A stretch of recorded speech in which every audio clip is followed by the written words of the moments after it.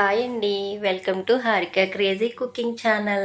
ముందుగా శ్రీరామనవమి శుభాకాంక్షలండి. శ్రీరాముడికి ఎంతో ఇష్టమైన పానకము, చలివిడి, వడపప్పు తయారు చేసుకుందాము. దానికోసం ముందుగా పెసరపప్పును ఒక 2 గంటల ముందు ఈ విధంగా నానబెట్టుకుని ఉంచుకోవాలండి.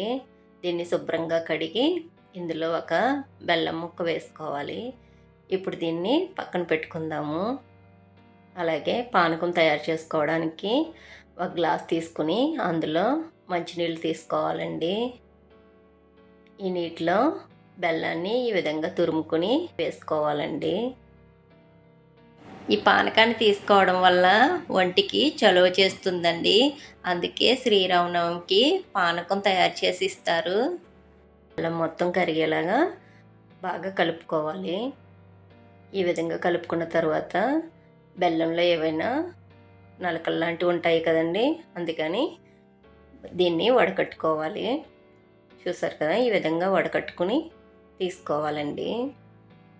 ఇప్పుడు ఇందులోకి కొద్దిగా యాలకుల పొడి, అలాగే కొంచెం మిరియాల పొడిని కూడా వేసుకుని బాగా కలుపుకోవాలి.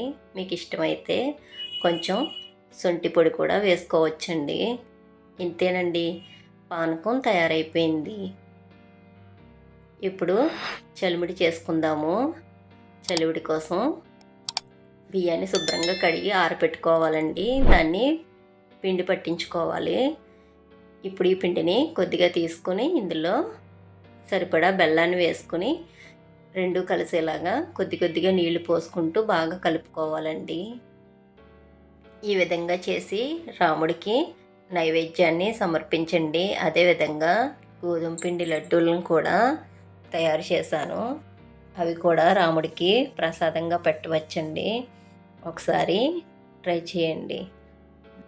దాని లింకు డిస్క్రిప్షన్ బాక్స్లో ఇస్తాను, ఒకసారి చెక్ చేయండి.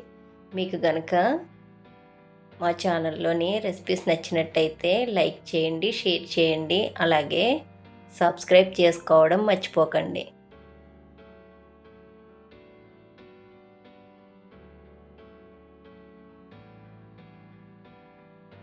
చూసారు కదా, చలివిడి రెడీ అయిపోయింది. ఇంతేనండి, సింపుల్గా ఇలా తయారు చేసుకోండి. Thank you for watching.